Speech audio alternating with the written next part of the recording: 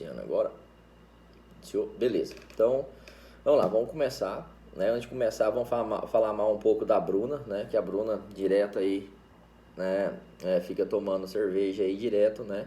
E lembre que isso vai ficar gravado no YouTube, viu, Bruna? Então, vamos falar mal de você aí, ao vivo e a cores para todo o Brasil, tá bom? Muito obrigada. Então, beleza. Pessoal, fora a sacanagem aí com a Bruna, vamos lá, ó. Das provas em espécie, tá? Então, as provas, já tem um vídeo gravado lá já tá no canal do YouTube sobre teoria geral das provas. Então, todo mundo vai assistir, fica lá gravadinho, fica bonito. Depois eu posto para vocês lá no Canvas, para a galera do TEPAC, né? Que também esse vídeo vai servir para a galera de Colinas da faculdade. Então, vamos fazer um vídeo que vai servir para todo mundo assistir a aula, veja o lado bom da vida, né? Uma aula só para várias pessoas aí, literalmente, certo? Então, pessoal, vamos falar um pouco das provas em espécie, tá? E suas subdivisões dentro do processo penal. Então, nós temos aí algumas provas, né, que são exemplificadas dentro do processo penal. Como a gente já viu lá no vídeo sobre teoria geral das provas, o que acontece? Nem toda a prova está constada dentro da legislação, tá? Então, assim, nós já vimos que ela elenca alguns meios de prova, mas não quer dizer que todas as provas estão elencadas ali. Nós temos as provas atípicas, são aquelas que não estão descritas na lei, tá? Está lá dentro da classificação das normas, então quer dizer o quê? Que nós podemos utilizar qualquer meio de prova que realmente, né, seja necessário para a elucidação, para a busca da verdade, né, dentro da relação processual, tá? Então, bem tranquilo, bem bacana essas questões. Dentro dessa questão das provas em espécie, ela se divide em alguns tipos de prova, tá, pessoal? Exame de corpo de delito e perícias em geral, interrogatório do réu, confissão, oitiva do ofendido, da prova testemunhal, reconhecimento de pessoas e coisas, acariação, prova documental, tá? Temos indícios, busca e apreensão, que são instrumentos utilizados para a busca de provas, né? Enfim, todas essas questões aí que nós vamos falar. Então, não é pouca coisa, são bastante meios de prova aí que nós temos. E não satisfeito, tá? Vocês vão ter que tomar um cuidado muito especial. Todos que forem, né? Vocês estão assistindo ao vivo e a galera que for assistir o vídeo da gravação depois, principalmente com o exame corpo de delito, tá, pessoal? Por quê?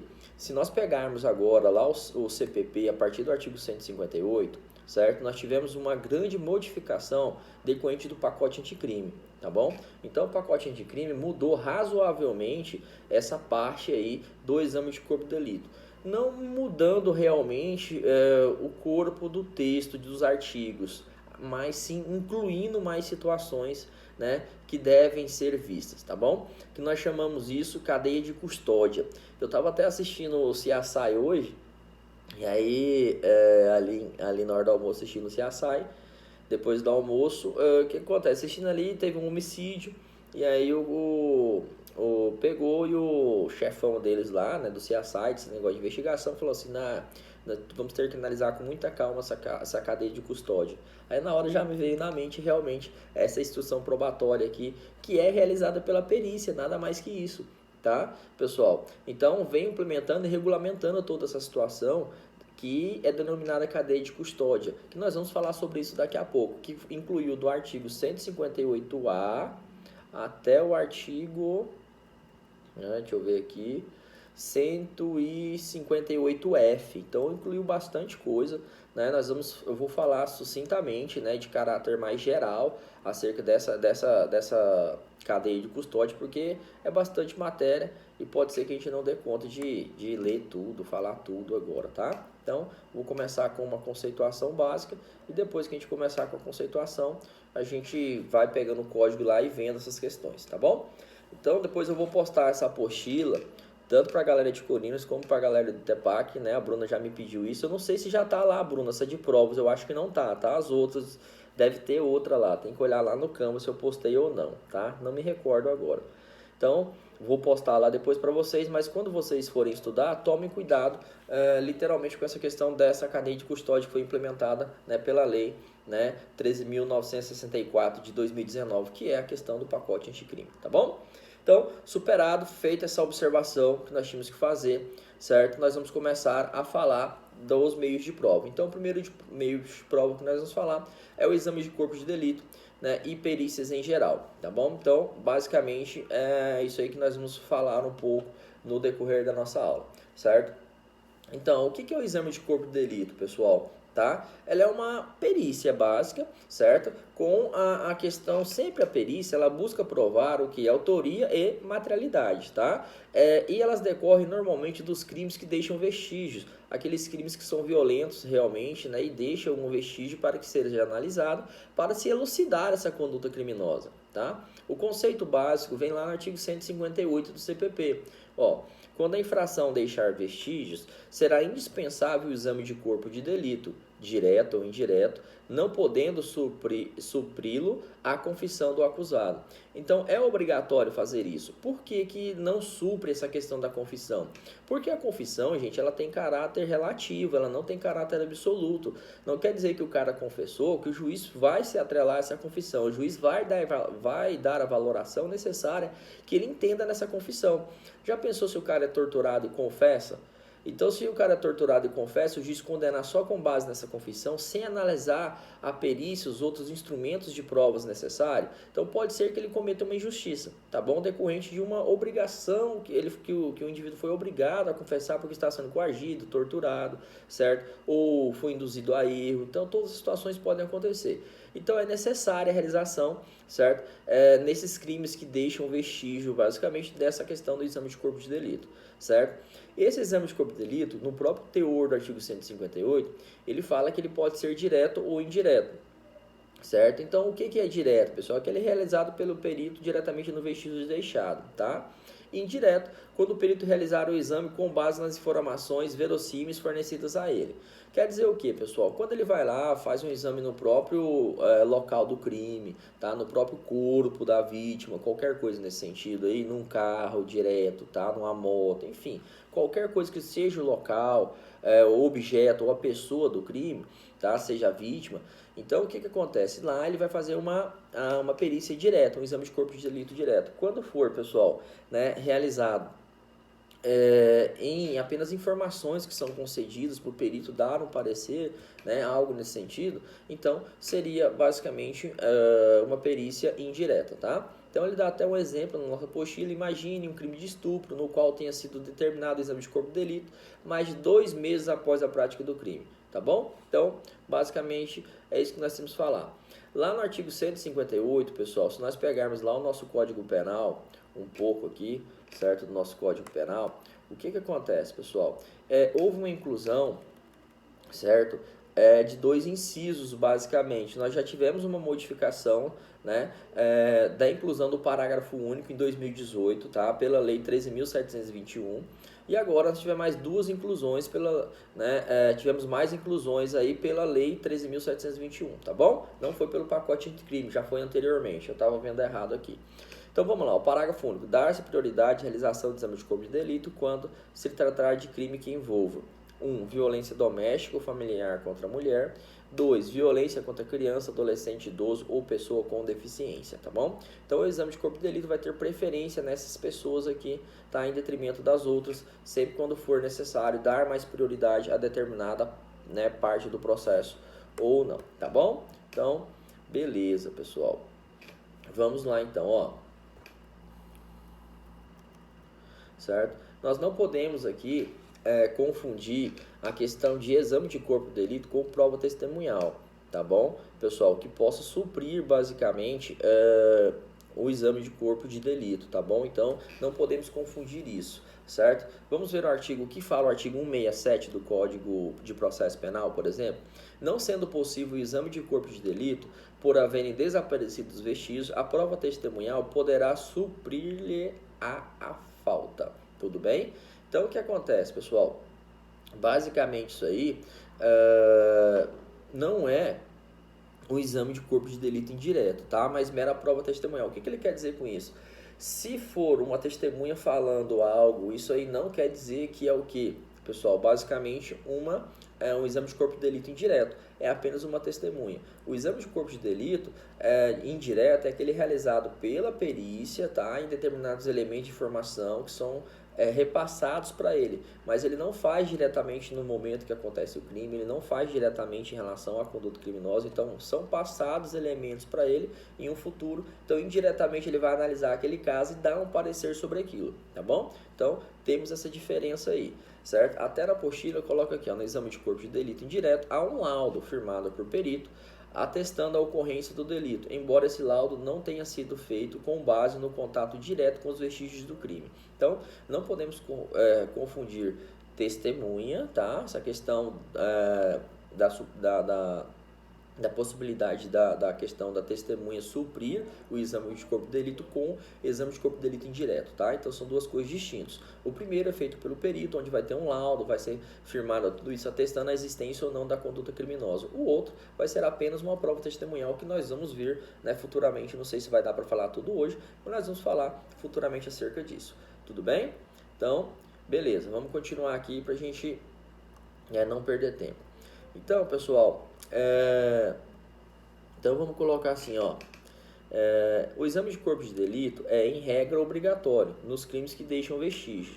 Entretanto, o artigo 167 autoriza o suprimento deste pela prova testemunhal, como a gente já falou anteriormente, tá? Então, pessoal, bacana, já falamos sobre isso, certo? Nas infrações de menor potencial ofensivo, como nota-se aqui na apostila, o que acontece, pessoal? Não é necessário a realização de exame de corpo de delito, tá bom? Então, esses crimes de competência do juizado, pessoal, é dispensado, certo? Essa questão da realização do exame de corpo de delito, tá bom? Aqui é interessante para a gente falar quem são as pessoas que realmente realizam, né, o exame de corpo de delito, tá, pessoal? Existem algumas formalidades que devem ser observadas para a realização. E isso aqui, ó, para quem está assistindo ao vivo e quem está vendo a gravação, é de suma importância. Eu já vi várias questões de concurso, tá, falando dessa parte aqui da realização da perícia. Por quê, pessoal? Se a perícia é realizada de forma incorreta, você pode contestar a realização da perícia. Por isso que ela tem que seguir o parâmetro necessário, tá bom? Então, ó, quais são essas formalidades aqui, tá, pessoal? A necessidade que se trate de um perito oficial ou dois peritos não oficiais, tá bom, pessoal? Então, vamos ver lá o artigo 159 e o artigo 166, só para a gente dar uma olhada. Então, vamos lá ver o artigo 159 e o artigo 156, só para a gente verificar aqui, ó. O que fala o artigo 159?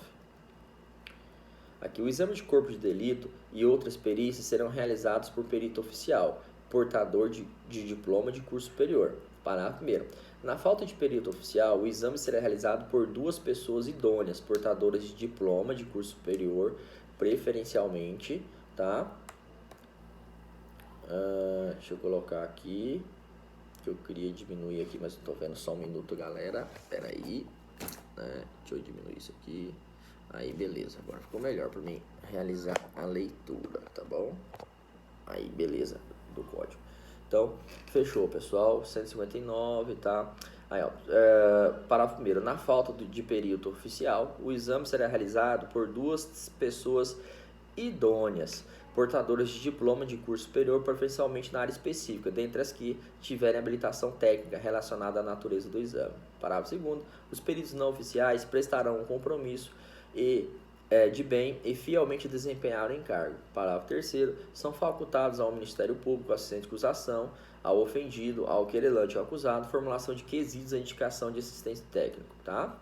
E quarto, o assistente técnico atuará na parte de sua admissão pelo juiz e após a conclusão dos exames de elaboração do laudo, tá? O que é o assistente técnico, pessoal? É uma pessoa que nomeada pelas partes, que as partes indicam para acompanhar a perícia, tá bom?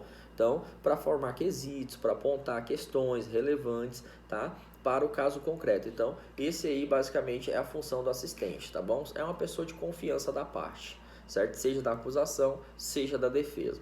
Então, ó, parágrafo 5º. Durante o curso do processo judicial é permitido às partes quanto à perícia. O que as partes podem requerer em relação à perícia, pessoal? Requerer a oitiva dos peritos para esclarecerem a prova ou para responder a quesitos, desde que o mandado de intimação e os quesitos ou questões a serem esclarecidas sejam encaminhados com antecedência mínima de 10 dias, podendo apresentar as respostas em laudo complementar. Quer dizer o que, pessoal? Certo? A perícia, basicamente, assim, lógico que é totalmente diferente a realização de uma perícia, galera, lá no processo civil para cá, tá? Mas o laudo em si vai atestar as situações descritas na lei, ou seja, se há autoria e se há materialidade de tudo que foi observado pelo perito oficial ou não oficial, ou os peritos, ou os dois que não são oficiais, tá? Então, o que acontece, pessoal? Você pode formular quesitos para ser respondidos pelo perito, tá bom? A acusação vai formular e a defesa pode formular. Se determinado quesito não ficou bem claro, você pode pedir o que? Um laudo complementar ou que seja sanada determinada questão omissa dentro do laudo. Então, isso vai ser intimado o perito para responder essa questão que você levantou, tá bom? Então, você pode fazer isso aí. Você pode indicar assistente técnico, certo? Para acompanhar realmente a realização da perícia, tá? E você pode até rolar ele para ser inquirido em audiência, tá bom, pessoal? Não tem problema nenhum. Tanto o perito, como também o assistente técnico, você pode chamar ele, tá bom? Sexto, havendo requerimento das partes, o material probatório que serviu de base à perícia será disponibilizado no ambiente do órgão oficial, que manterá sempre sua guarda e na presença de perito oficial, para exame pelos assistentes, salvo se for impossível a sua conservação. Então pode ficar lá o bem, né, objeto da perícia, né? Então pode ficar guardado, arquivado para uma perícia futura, para verificação dessa situação. Então todos os patrimônios que são objeto de perícia são relevantes para o processo, isso pode ficar arquivado, tá, pessoal? Por um determinado tempo, até o deslinde da relação processual, tá? Sétimo, tratando de perícia complexa que abranja mais de uma área de conhecimento especializado, poder-se-á designar a atuação de mais de um perito oficial e a parte indicar mais de um assistente técnico. Quer dizer o que, pessoal? Se for várias áreas de especialização, por exemplo, tem um prédio e uma fazenda, então pode ser um engenheiro agrônomo, engenheiro florestal e engenheiro civil para fazer as duas perícias literais aí, tá, pessoal? Então, basicamente é isso aí que ele está dizendo que pode elaborar, dependendo da área específica de cada um aí, elaborar mais de uma perícia básica, tá bom, pessoal? Uma coisa que eu quero abordar com vocês agora, depois, antes de passar para o artigo 160, tá? Eu quero voltar um pouco aqui e falar um pouco sobre essa questão do artigo 158A, tá? Até o 158F, pessoal. Então, eu quero que vocês voltem lá e peguem esse artigo 158A para a gente dar uma analisada, né, no desdobramento que foi incluído aí, recentemente incluído pela Lei 13.964, né? Então, assim, tá bem complicada a minha vida esse semestre, tá? Por que tá bem complicada? Porque praticamente o processo penal houve muita modificação e muita inclusão, gente. Eu vou ter que ler bastante isso aí para, né, realmente reestruturar na minha memória todas essas questões que foram, né, modificadas. Nós vimos modificação no 282, nós vimos modificações lá com relação à prisão preventiva, bastante coisa, né? Juiz de garantias foi incluído, a questão de acordo de não persecução penal, né? Então, essa parte basicamente aqui também, né, da cadeia de custódia foi implementado também. Então, assim, são várias coisas que vamos ter que estudar no decorrer aí do tempo, tá? Basicamente, o que é cadeia de custódia, gente? Cadeia de custódia quer dizer que é um conjunto de atos a serem realizados, tá? Diante de uma análise de um determinado crime, né? Para levantamento de provas, elementos de informações necessárias a serem realizados pela perícia, tá? Então, o 158A, ele traz nada mais, nada menos que o conceito básico de cadeia de custódia, que é assunto novíssimo, tá, pessoal? Então, assunto muito novo aí, bacana. Para quem vai fazer monografia semestre que vem, é um prato de, né, mão cheia realmente, aí, um prato cheio aí para falar sobre essa cadeia de custódia, o que isso vai atualizar, o que isso vai trazer de benefício realmente para essa questão do exame de corpo de delito, né, para verificação realmente dos elementos de informação necessários aí para elucidação da conduta criminosa, tá?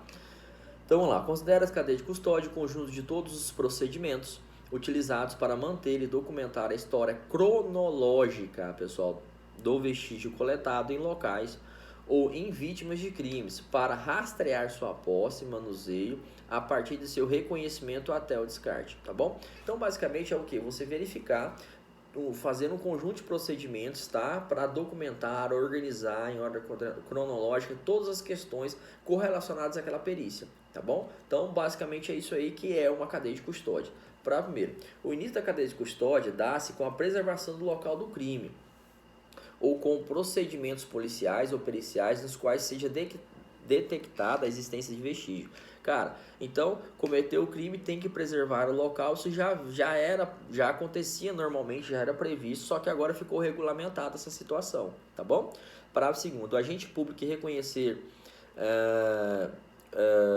um elemento como de potencial interesse para a produção da prova pericial, fica responsável por sua preservação, tá bom? Então deve preservar aquele ambiente, aquele local onde ocorreu o delito, tudo isso aí, tá? Tendo em vista, né, não macular qualquer questão de vestígio com relação à conduta criminosa. Parágrafo 3º. Vestígio é todo objeto ou material bruto, visível ou latente, constatado ou recolhido que se relaciona à infração penal. Então, tudo que está naquela cena, pessoal, pode ser vestígio de um crime interessante para a elucidação do mesmo, tá? E verificação, questão realmente de autoria, materialidade, da comprovação dos elementos necessários, tá bom? Então, beleza. O 158B fala o seguinte, ó, a cadeia de custódia compreende o rastreamento do vestígio nas seguintes etapas, tá? Quais são essas etapas? Eu não vou ler tudo, que é coisa pra caramba. Vocês efetuem essa leitura em casa.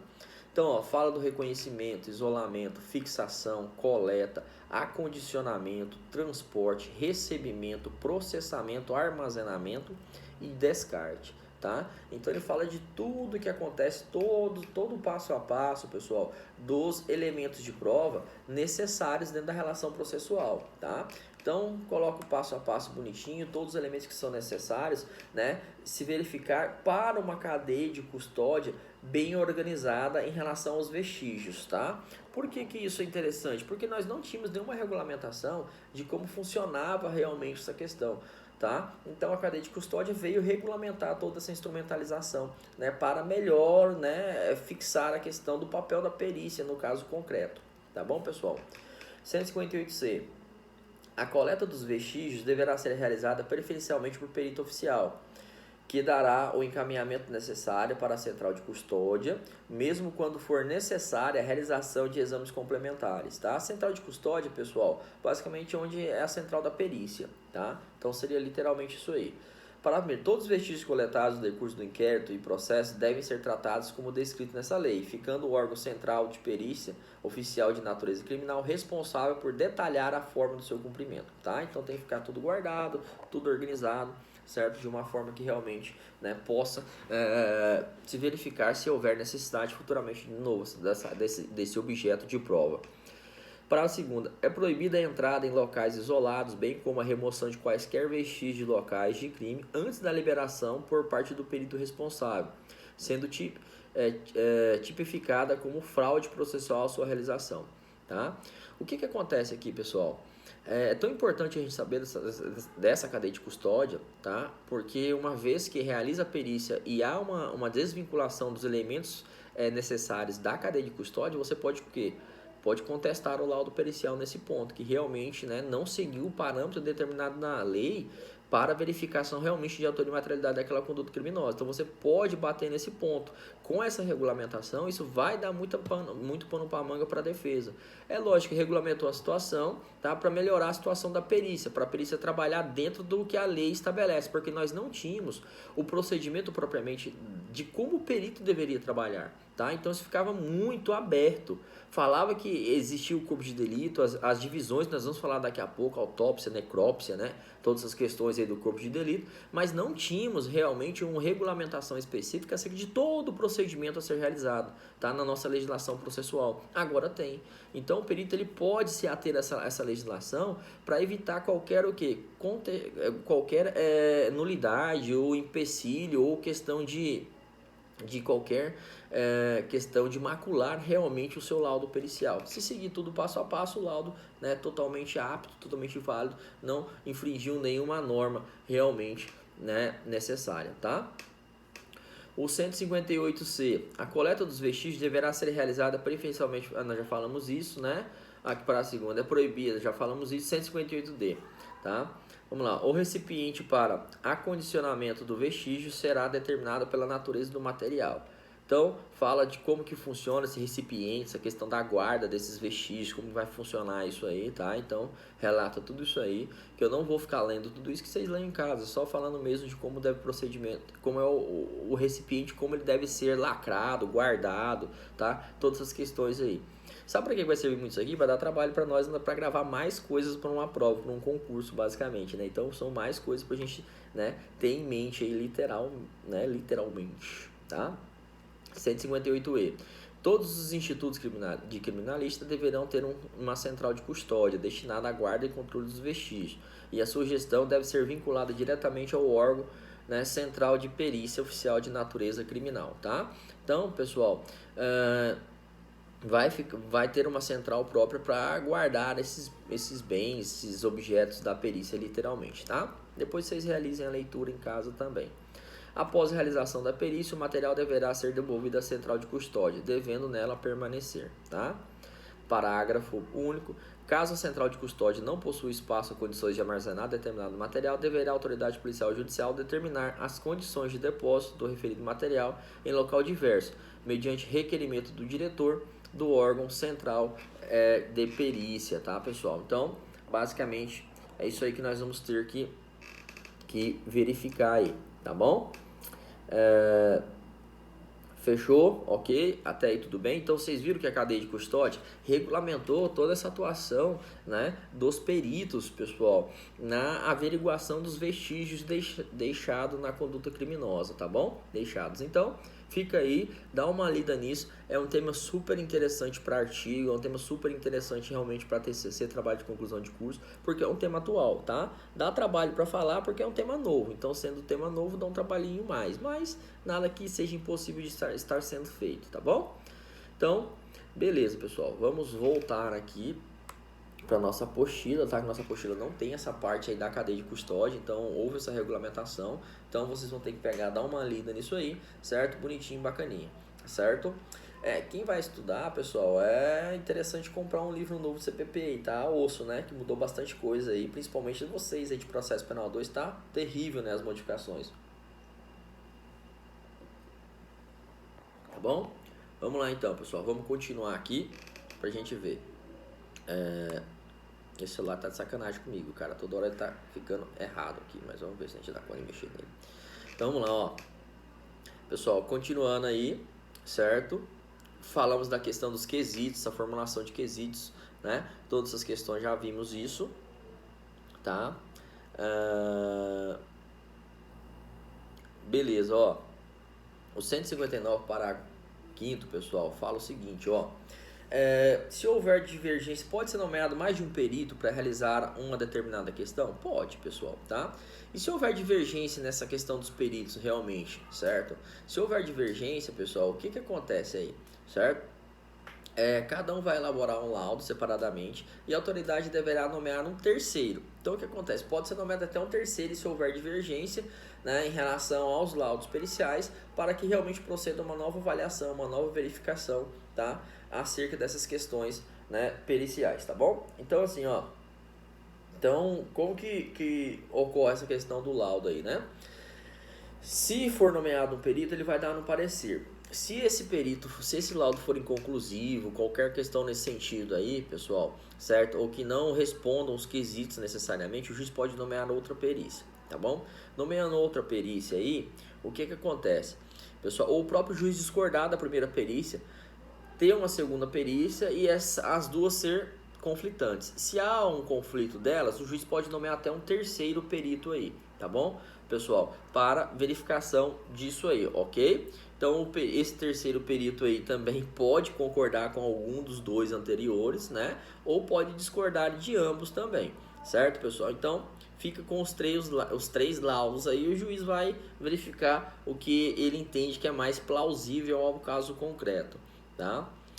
Então, aí vem uma outra pergunta que tá aqui. Oi? E aí quem vai arcar com esses peritos? Não, essa questão da perícia, basicamente, bem, como é feito pelo Estado, tá? O máximo que pode acontecer é lá no final do processo o juiz querer cobrar, mas normalmente como o perito é realizado pelo próprio Estado, normalmente o Estado garante isso porque ele já é concursado, tem todas as questões, tá?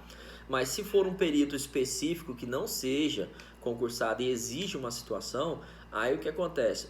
Vai ficar a cabo da defesa, tá? Tem que fazer esse pagamento. Tá bom. Tudo bem? Então vamos lá, ó. Fechou. Mas professor, o juiz pode discordar do laudo? Lógico que sim, pessoal. Nós já vimos isso lá em Teoria Geral das Provas. Vocês vão ver isso também, quem não viu o vídeo ainda, que nós temos lá o livre convencimento motivado dele. Então quer dizer o quê? O juiz, ele não é obrigado a acatar tudo que está na perícia, gente. A perícia é mais um meio de prova, tá? Não existe prova absoluta. O que existe, todo meio de prova, ele é relativo. Lógico que tem uns instrumentos de prova, pessoal, que são latentes. Se você pega um vídeo do cara fazendo o ato, filho, não tem como você negar a autoria e materialidade. Agora, você pode verificar as circunstâncias da realização daquele ato, uma legítima defesa, né? Enfim, ninguém sabe o que estava acontecendo realmente. Então, tem que analisar todo o contexto da conduta, certo? Aí, esse contexto é diferente, a análise dele, tá bom? Então, o que acontece? Lógico que o juiz pode discordar desse laudo. O laudo não é absoluto, não existe prova absoluta. O que existe são situações de prova tarifada que não se pode provar de outra forma uma situação, tá bom? Por exemplo, pessoal, vamos lá, como eu já falei lá na teoria geral das provas, vamos falar de prova tarifada. Como que eu provo o óbito de alguém? Por meio da certidão de óbito. Então, dificilmente você vai ter outro instrumento que não seja certidão de óbito para provar, a não ser que seja os casos de ausência lá, né? Que nós temos lá, ausência presumida, todas essas questões lá, tá bom? Então, lá do Código Civil. Mas caso contrário, não. Por exemplo, crime de bigamia. Como que você vai provar que o cara é casado 2 vezes? Pessoal, com certidão de casamento, é óbvio, tá bom? Então, não temos muito o que falar sobre isso. Então, o juiz pode discordar dos laudos, tanto que ele pode pegar, pessoal, e fazer vários laudos, 3 laudos, e não concordar com nenhum, ele não é vinculado a isso. Porque se ele fosse vinculado à perícia, gente, poderíamos afirmar que o perito teria mais força que quem? Que o próprio juiz. E onde que isso tem lógica no processo? É óbvio que isso não tem nenhuma lógica na relação processual, tá bom? Artigo 182. O juiz não ficará adstrito ao laudo, podendo aceitá-lo ou rejeitá-lo, no todo ou em parte. Então, foi o que nós falamos aqui, tá bom? Pessoal, ok. Então, vamos ver agora a questão de algumas espécies de perícia, tá? Vamos falar um pouco dessas espécies de perícia e o que traz de regramento no Código de Processo Penal para a gente fazer uma análise aqui, basicamente, tá? Então, a primeira espécie de perícia que nós vamos pegar aqui é a autópsia, tá bom? O que é a autópsia, pessoal? É aquele exame feito a menos de 6 horas após o óbito, tá bom? Pessoal, então o que acontece? A autópsia só vai ser feita se for o quê? 6 horas antes, salvo se pelos sinais da morte os peritos entenderem que pode ser feita antes, tá bom? Então, pessoal, então ele tem que pelo menos esperar 6 horas aí, certo? Após o óbito para realizar essa questão da autópsia. No caso de morte e violência, basta o exame externo do cadáver, verificação, né, de questões de vestígios, de lesão, né, que mais? Alguma coisa que possa verificar aonde ele foi morto, ou as circunstâncias que ele foi morto, tudo isso aí, tá bom? Os cadáveres serão sempre fotografados na posição em que forem encontrados, bem como as lesões externas e vestígios deixados no local. Quem gosta de CSI aí tá se esbaldando com a aula, né? Então, quem já assistiu o CSI sabe tudo que eu tô falando, que os caras lá faz certinho isso aqui, né? Bem melhor ainda que a gente pensa, certo? Então, ele deve ser fotografado na posição para verificar que, sabia, pessoal, que tudo tem correlação, tudo que você faz tem correlação. Se nós tivéssemos presencialmente, eu ia pedir para um perito dar aula para vocês, cara. Ele foi semestre passado, falou muito bacana dessa questão de perícia, deu uma aula showman, né? Infelizmente, esse semestre tudo está sendo atípico para nós, né? Então, para melhor esclarecer as lesões encontradas, os peritos, quando possível, juntarão ao laudo do exame provas fotográficas, esquemas e desenhos devidamente rubricados, tá? Então, quer dizer o que, pessoal? Coloca aquele bonequinho, o homenzinho, tá? E vai colocando tudo que acontece ali, tudo certinho, onde foi, qual o tipo de trauma. Tem, né, uma folha, basicamente, certo? Que não dá para mim mostrar agora para vocês, que eu tenho isso, até num processo eu tenho isso aí, que foi feito um exame de corpo de delito na pessoa, tá bom? Então, assim, não tenho como pegar agora isso, baixar. Então, assim, ele demonstra tudo certinho, onde foi, como que aconteceu, toda essa situação, certo? Então, isso é uma perícia.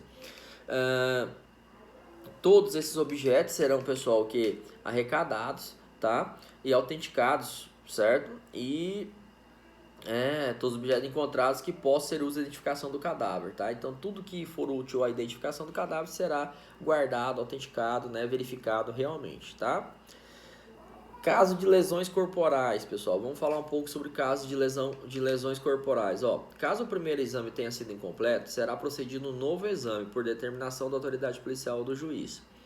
O exame complementar pode ser determinado de ofício, sem requerimento de ninguém, ou a requerimento do Ministério Público, ofendido, acusado ou seu defensor. Olha só o que é interessante, pessoal. Nós tivemos bastante modificação, certo? No processo penal com relação à atuação de ofício do juiz, tá bom? Tivemos muita modificação nisso.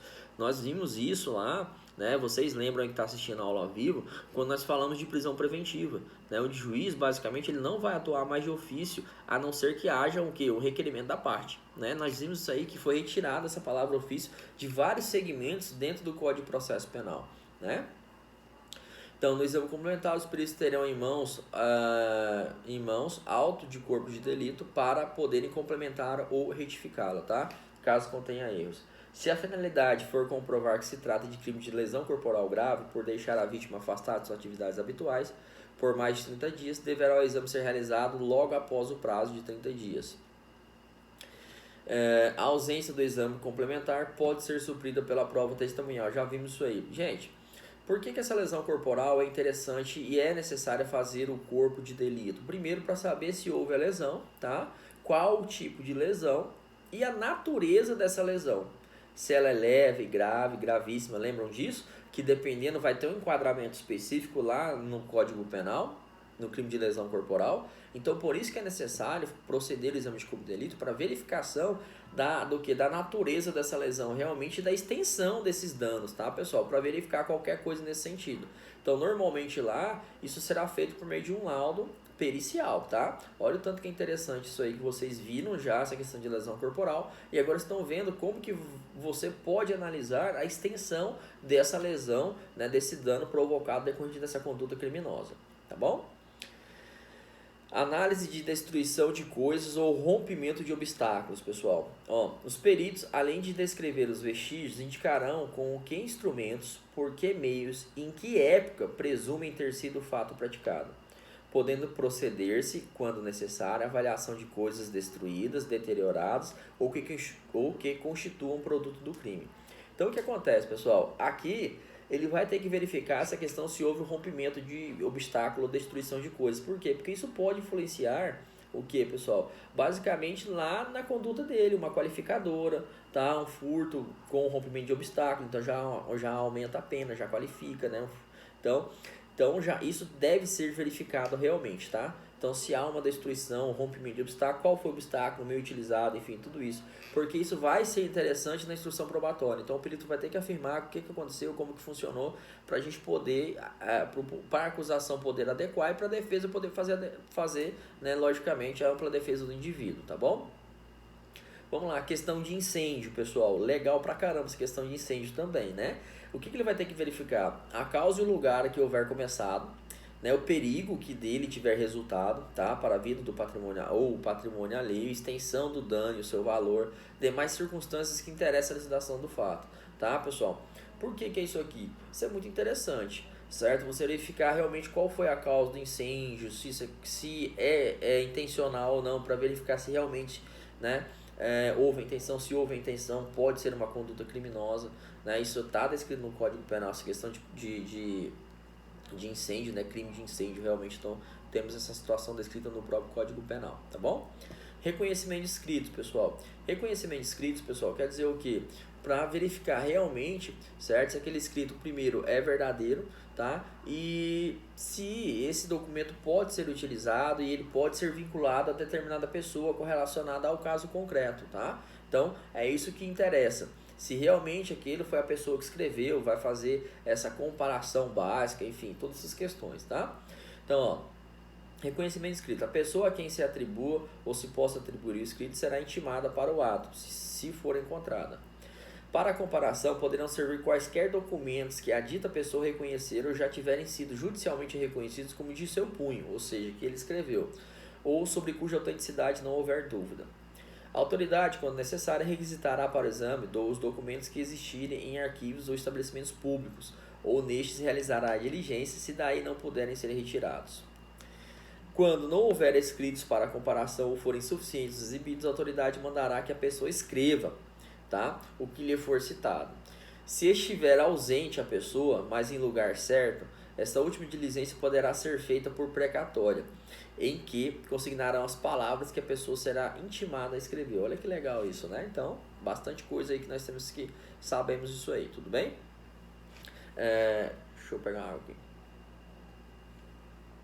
Ó, existem alguns pontos, pessoal, específico, né, sobre diversas modalidades de exame de corpo de delito que suscitam discussão jurisprudencial, tá? Vamos lá, ver um pouco sobre isso, algumas questões aí. Natureza de perícia, necrópsia, tá lá no artigo 162, tá bom? O que é a necrópsia, pessoal? Nós temos aqui na apostila tem a regra geral e a jurisprudência dominante. Eu vou estar passando para vocês aí cada uma, tá? Ó, o que é a regra geral? Tá? O que é necrópsia? Exame interno do cadáver, sendo obrigatório no caso de morte não violenta. Tá? No caso de morte violenta, basta o exame, né, externo do cadáver, em regra. Certo? Aí entende que pode ser suprido por outras provas. Sabe onde é que usa muito essa questão do laudo de necrópsia, pessoal? Principalmente na questão de seguros, tá? Eu já tive uma demanda judicial em que a seguradora não quis pagar porque não tinha necrópsia, não tinha laudo de necrópsia, tá? Em relação ao cadáver. O que acontece?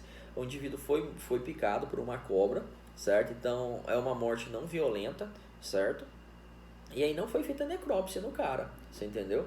Como não foi feita necrópsia, não tinha como juntar o documento.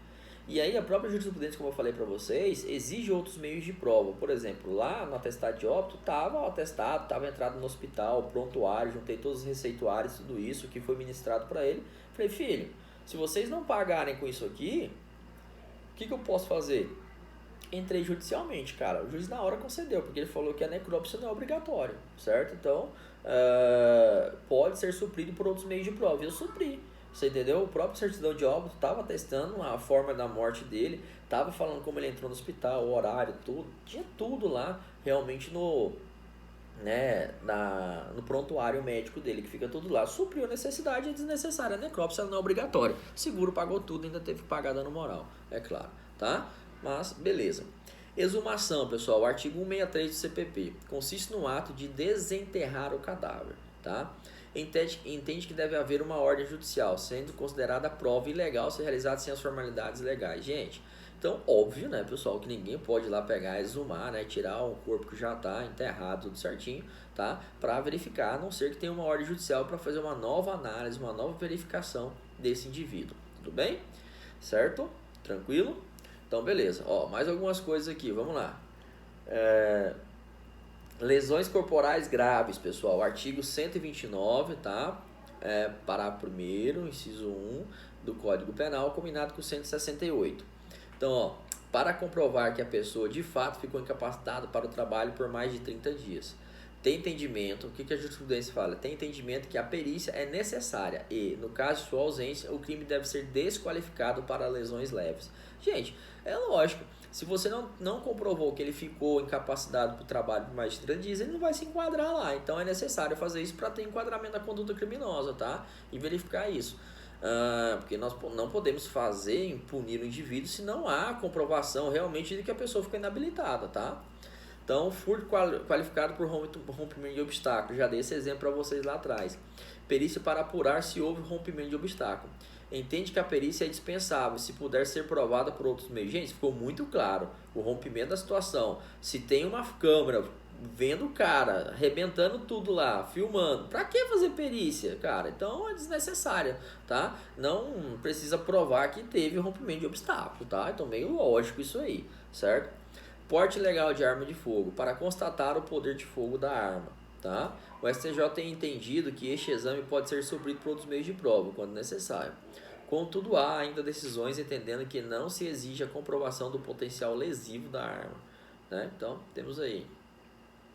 Roubo majorado pelo uso de arma de fogo, tá? Perícia para apurar potencialidade lesiva da arma. A STJ entende que é dispensável o exame, se puder ser provado por outros meios, tá? Dependendo da arma, gente. Se você verifica a arma, lógico que a conduta lesiva dela é muito grande, tá?